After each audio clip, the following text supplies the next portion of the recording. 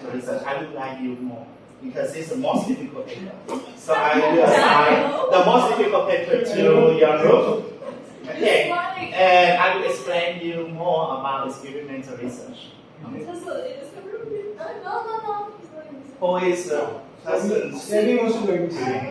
Okay, so today I introduce you about qualitative research. This is very useful for you if you want to explore more new concepts or new scale to measure something. So what is qualitative research? In general, qualitative research is for collecting and analyzing non-numerical data. Non-numerical, it means it's not in the number forms. You collect and you analyze non-numerical data. So, for example, text, video, or audio. You don't collect the number. You don't collect information in terms of number, in form of numbers. Non-number. So, you collect data and analyze data to understand a new concept, to understand about opinion, or to understand about some experience of people. This research method is not difficult in terms of data analysis, but it's very challenging for you in terms of collect data.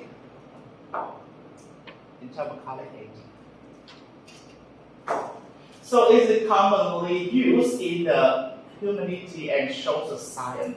Social science, for example, consumer behavior, marketing, history, psychology, education. So all the topic you will work in your final thesis with, we can call it the social science. Social science. So what is this method used for? First, it's used to gather in-depth insight a problem.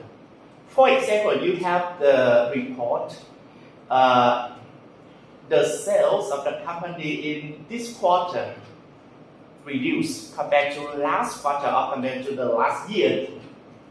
So you need to understand in depth why.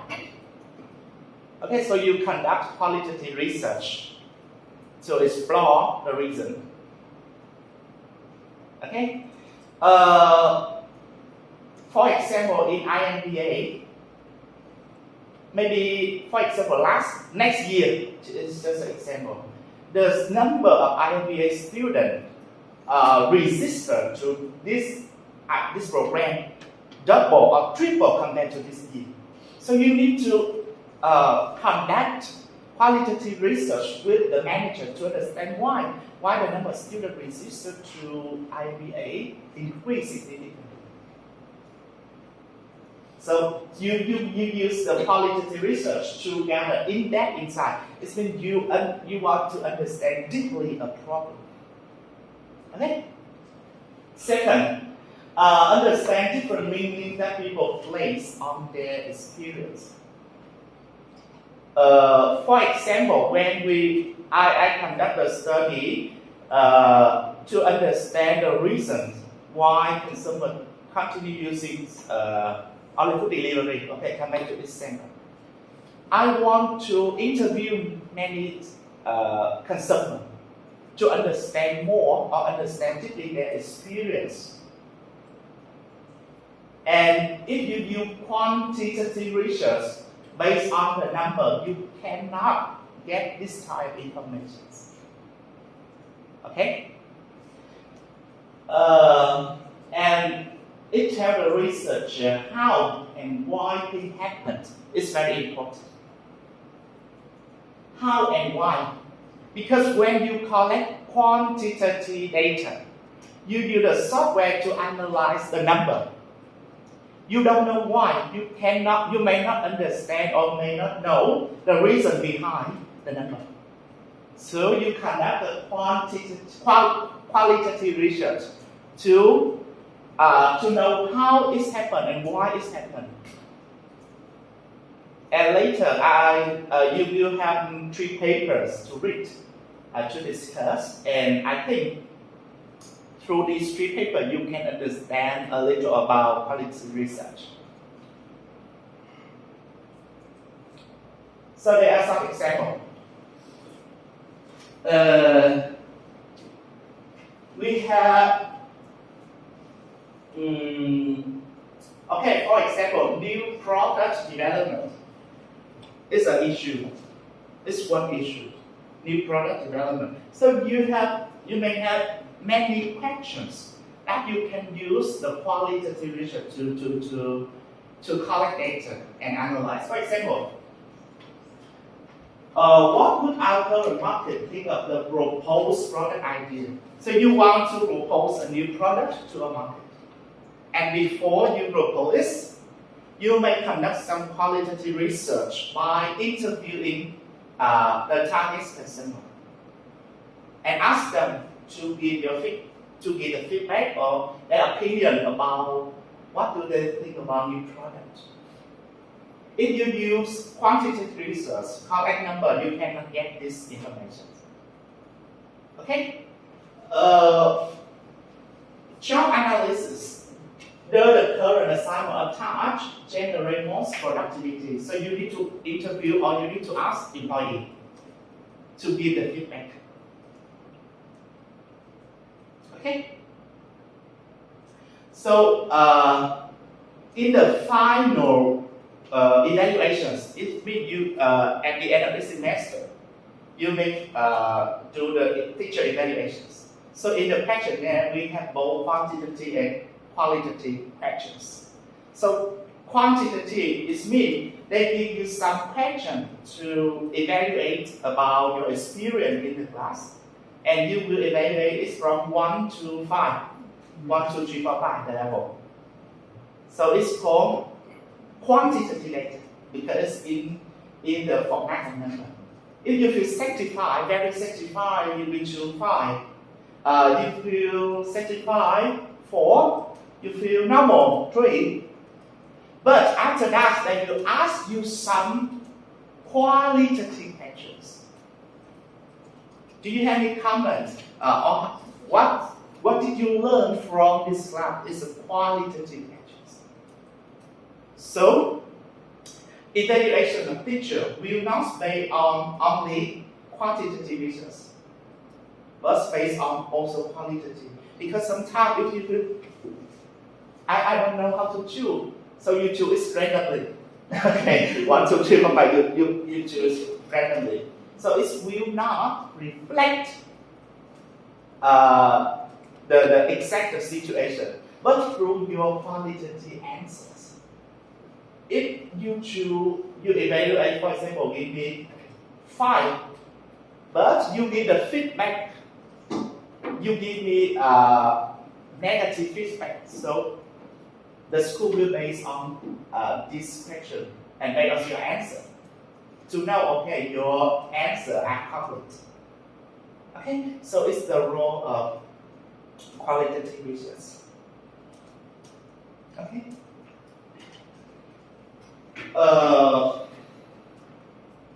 For example, we have the problem sales analysis.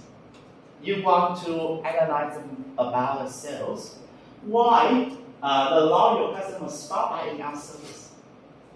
When you read the report, you can see, okay, the number or the percentage of loyal consumer or customer who buys your products decrease. But you don't know why. So you need to conduct qualitative research to collect data, to ask the customer, why? Give me your answer, give me your experience, tell me your feedback. And based on this, you do the qualitative analysis. Okay? So it's the role of the qualitative analysis. So quality and quantity research. The significant difference between quality and quantity is based on the type of data.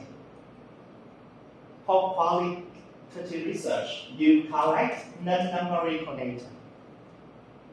But quantitative research, you collect and analyze numerical data. And for master students, most of you follow quantitative research. Not many students they do qualitative research because it's require you to choose the target respondent. So I will discuss later because I see maybe Maureen, you will do qualitative research, right? Yeah. So you can read the thesis I sent you before, okay? And on with 13th, okay, I will provide you some example how to write a thesis in terms of qualitative research. And I also give you an example how to write a thesis in terms of quantitative research. So the qualitative research is used to understand the concepts, understand different concepts. But it's quantitative. Okay, it's my mistake. Quantitative research, they collect the data in terms of number, and they use to do the statistical analysis to measure something. Okay, this is the common reasons between quality and quantity research. It's very important. We will discuss line by line first, the purpose. The purpose of quality is to enact understanding of building a theory. So last 2 weeks I introduced my theory. So the theories were formed by well-known scholars or researchers based on the quantitative research first.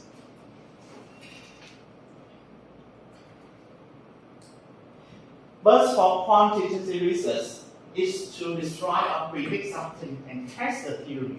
This means we already have a theory. So you collect data to test the theory, not build the theory.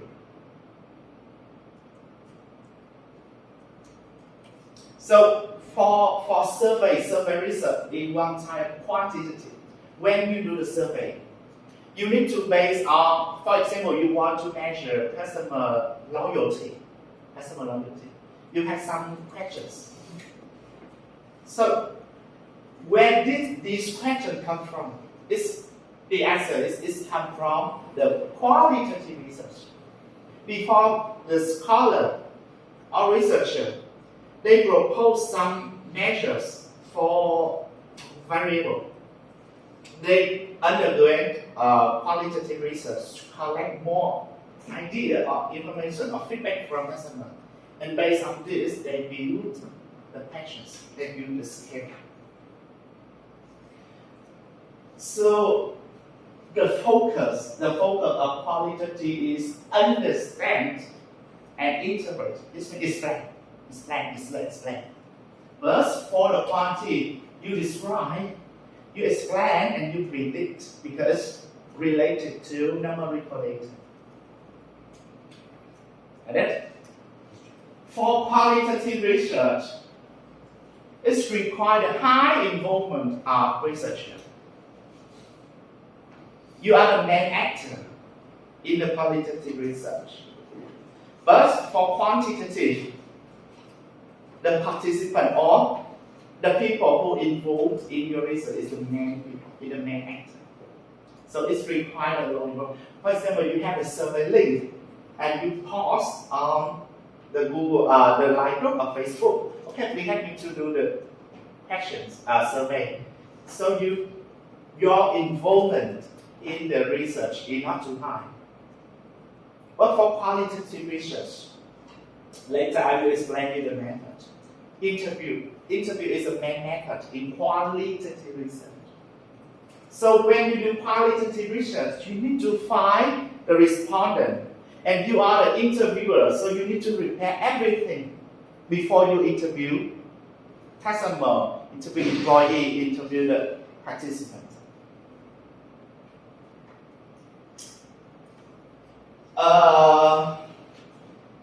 sample size for qualitative research, the sample size is too small, maybe 10, 20, or 8, maybe 8 respondents is okay.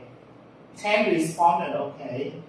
12 is okay, or 20 is the high number of participants. But for the quantitative research, at least you need 300. At least you need 300. And my master student is facing the difficulty is collect quantitative research. Yesterday, she told me she only have 240 sample after 2 months. And she asked me, is it enough? I said no. I require at least 300. It's just a maximum 300. The minimum is 300. minimum. The minimum is 300. I will explain why later. Why we need at least 300. Yeah. So because the small number of participants, so the time for collect data is faster. For qualitative research, maybe the time to collect data is faster. But it's not easy. It's not easy to collect qualitative data.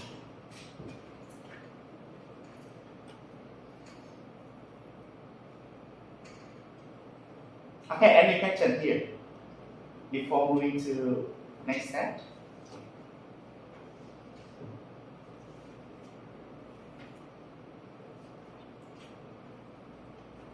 Okay, very easy example.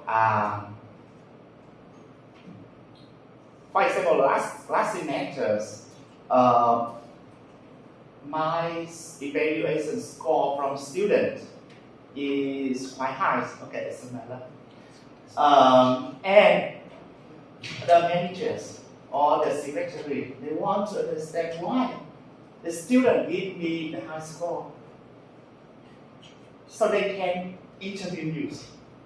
Because when they see the report, the number, the score is high, but they may not know exactly why.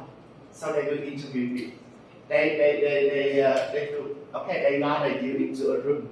Okay, so they have some questions to ask you. Or maybe they will interview you independently to collect more information. Why you give this score to the teacher? Okay? How did he teach? How did he prepare? Or how were his attitude to the students, something like that. So it's a role of a qualitative research. Okay. So come back to next week. We discussed about research process. So we have 5 stages, right? 5 stages. So for qualitative research, we also have 5 stages. And the stage 2 is the research design. So recall the last week lecture. In the research design, we have 2 main tasks: data collections and sampling. Okay, the second stage in research process is research design. In the research design, we have 2 main tasks. The first is data collection design, and second is the sampling design.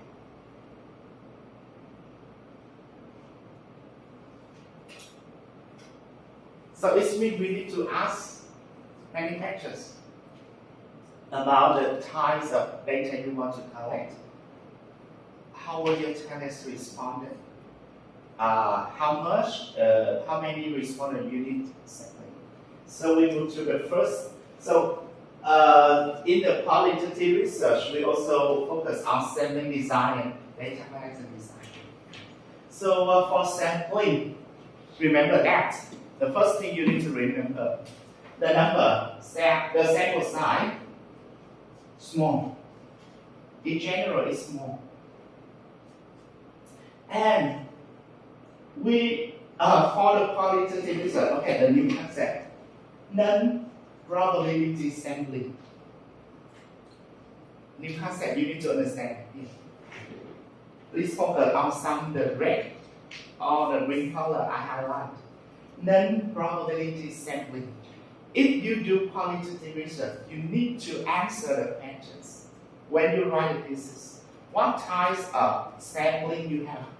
So for qualitative research, we use non-probability sampling. It means not all population members have equal chance of participating in the study.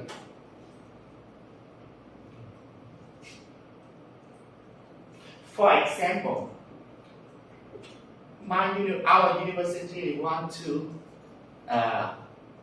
collect data from the first year bachelor student. First year bachelor, not idea because the number of idea students is quite small. So the first year undergraduate student, maybe more than 1,000, right?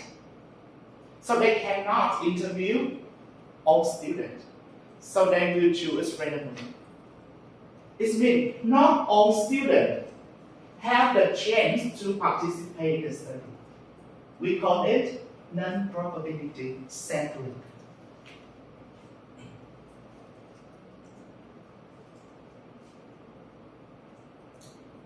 So for the target population member, it means the target is often. So maybe we have 1,000. But you cannot interview or collect data from all of them. So you may be randomly choose 50, 30, or 15. So it means not all students have the chance to participate in the study. So it's called non-probability.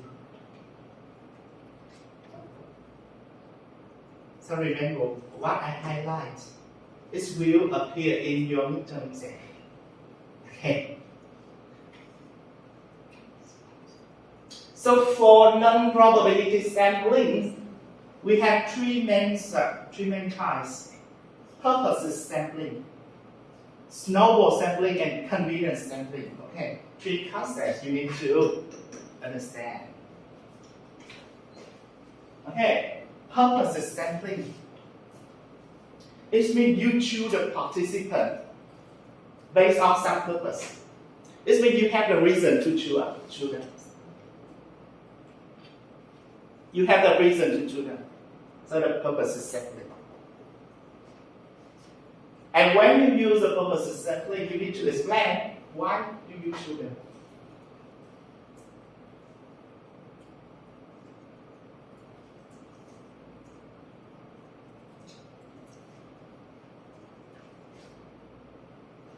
The second one is snowball sampling. Snowball sampling, for example, I asked Stephanie to do the, this means I interviewed the Stephanie, okay? So I asked Stephanie, please introduce me, your friends. Okay, so Stephanie introduced Phyllis and Vanessa, and I come to interview all of you. And then, I don't know all, for example, I don't know you. So I ask you, please introduce me, your friend. So you introduce me, these persons and Fang. So I come to meet Fang and person to interview. It's called a snowball sampling. They have an interaction between. No, this means you don't know the next participation. Let's based on the introduction of the people participate in the first survey. Yes. Connecting. Yeah. So maybe at the first time you only know two people, and after the interview, these two people they interview you. So you have 4. And based on these 4, they introduce you. So you have 8. It's called a snowball sampling. And the last one, convenient sampling. Many students they choose is mean you pick up. It means you meet someone and ask them to interview. Convenience. It's very convenient. It means it's not based on any principle and not based on any purpose. It's called convenient sampling.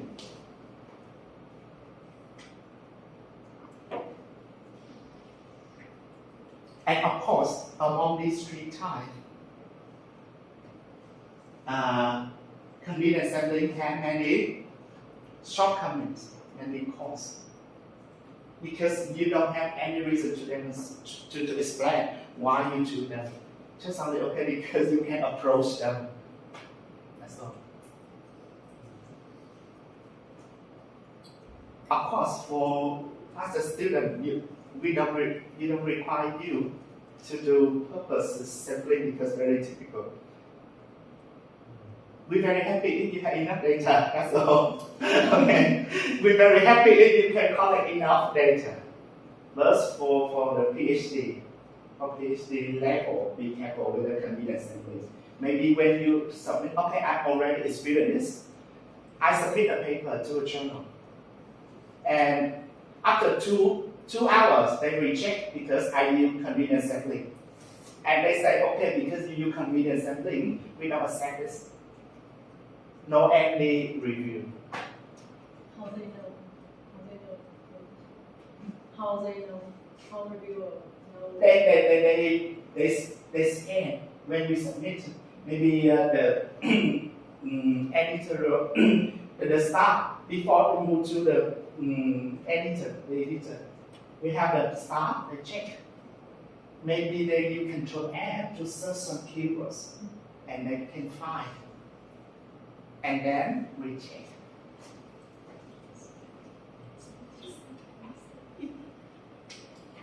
But right now, I introduce old times, but no worry about that because you are not a student.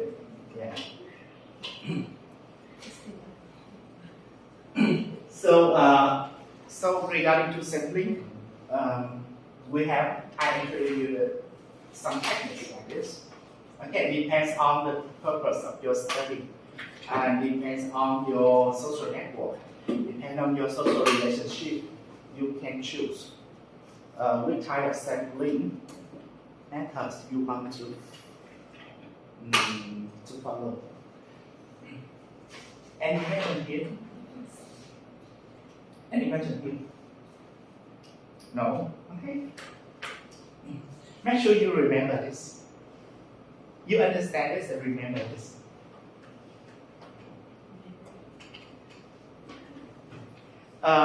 Next one is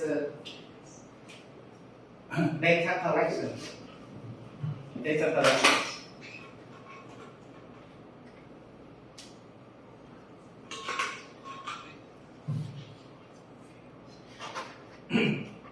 And I said before, for qualitative research, interview is the major data collection method. Interview is the major and primary data collection method techniques for gathering data. Interview can be conducted individually, it's been one by one, or in group. So the first one, okay, before I actually, we can divide into three types. Okay, remember, very important for you. Unstructured interview. Unstructured interview is mean no specific questions. Before you conduct interview, you don't have a list of questions, but you can, based on each participant, and based on the answer of them, you may ask them more questions, and different participation may have different questions. Unstructured, it means you don't need to prepare a list of questions. Maybe you need to prepare 1, 2, or 3 questions, and based on the answers of based on the answer of the first participant, participation, you may decide stop. Or maybe based on this, you may ask some question. And between two participation, maybe you ask different type of questions, different questions. So it's called the unstructured interview. And it's different from structured interview. Structured interview is when you have a list of questions and you ask all participants the same questions based on the list. And the merge between unstructured and structured is a semi-structured.